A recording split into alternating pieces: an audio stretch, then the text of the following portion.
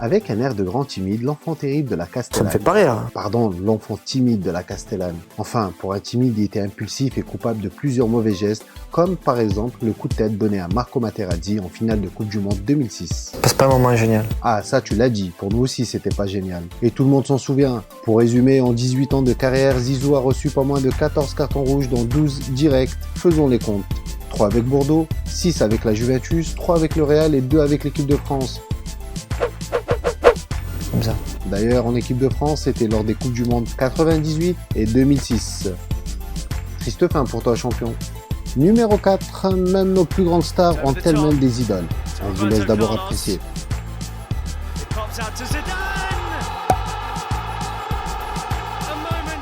Pour notre Zizou national, il s'agit de l'Uruguayen Enzo Francescoli. Mais ça, c'est entre lui et moi. En effet, cela ne nous regarde pas. Néanmoins, quand il portait les couleurs de l'Olympique de Marseille, il n'avait Dieu que pour lui. D'ailleurs, c'est pour lui rendre hommage qu'il a appelé son premier fils Enzo. Donc c'est beau. Oui, c'est beau. On enchaîne avec le 3. Lors de la Coupe du Monde 2006, l'équipe de France est tenue en échec par la Corée du Sud, un partout au stade Red Bull Arena. Durant ce match, Zidane reçoit son deuxième carton jaune du tournoi, synonyme de suspension pour le dernier match de groupe. À ce moment-là, il sait tout de suite qu'il ne joue pas le Togo. Je sais tout de suite que je joue pas le Togo. Frustré par son remplacement dans les dernières minutes, Zizou rentre directement au vestiaire.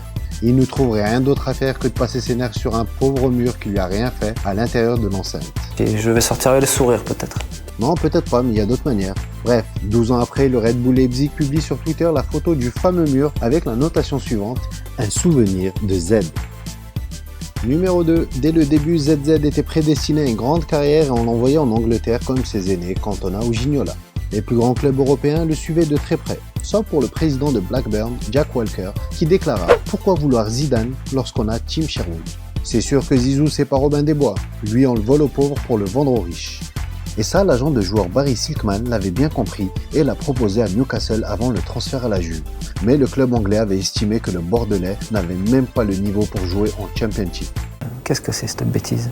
On connaît tous la suite.